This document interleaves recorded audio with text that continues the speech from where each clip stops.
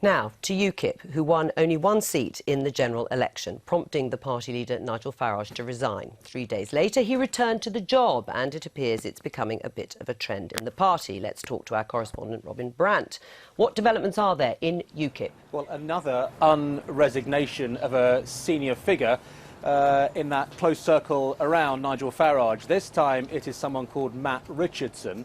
I understand he has now returned to the role as party secretary, a job that he resigned from in that 10-day period after the general election, where you'll probably recall there was an implosion at the very top of UKIP after Patrick O'Flynn, the man who kind of run the election for UKIP, had made a very personal attack on Nigel Farage, calling him snarling and aggressive. And the fallout from that, two very senior aides to Mr Farage were forced out, a man called Rahim Kassam and this person, Matt Richardson. They both went at the insistence of O'Flynn and other senior figures who saw them as a bad influence, saw them as responsible for the more aggressive, strident tone that Mr Farage had adopted during the general election. He was talking about HIV foreigners coming here, getting free treatment on the NHS. So, Matt Richardson went, but I now understand he is back.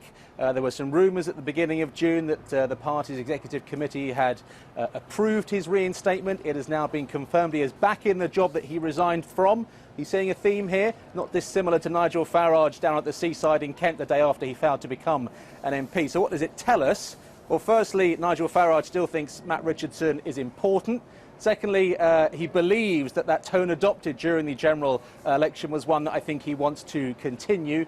And thirdly, Mr Farage cementing his authority once again. He believes he can do this, wants Richardson back, and Richardson is back in the fold. Robin Brandt, thank you very much. Matthew Parris, does this mean that actually UKIP, like other political parties, is having its own internal problems? Yes, huge internal problems. They always have, but they've really burst onto the surface. Now, they didn't do well in the election.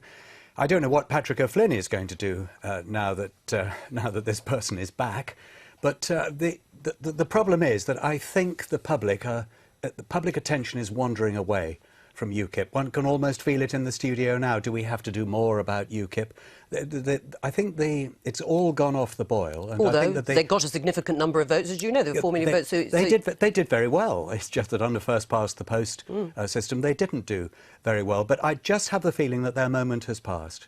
Do you? Yes. You don't think they're going to be able to build on that, the 2020 strategy that Nigel Farage talked about? Well, not with rows like this going on all the time. Well, other parties manage it quite well with internal rows going on. Dare I mention it, the Conservative Party, well, and the Labour Party, obviously, too. I mean, all of them. Why do you think it will stop UKIP progressing at this stage in the Parliament? I would say that it's because UKIP is really, and always has been, a one-man band. It is a sort of personality cult around Nigel Farage, and Nigel Farage's personality has sustained serious damage in the last few months since the election. I don't think people think that he walks on water any longer. I think he's lost his judgment. In many ways, he seems to be showing strange judgment, poor balance. Although he seems to be consolidating his position once again. Well, in his the enemies party. will now attack.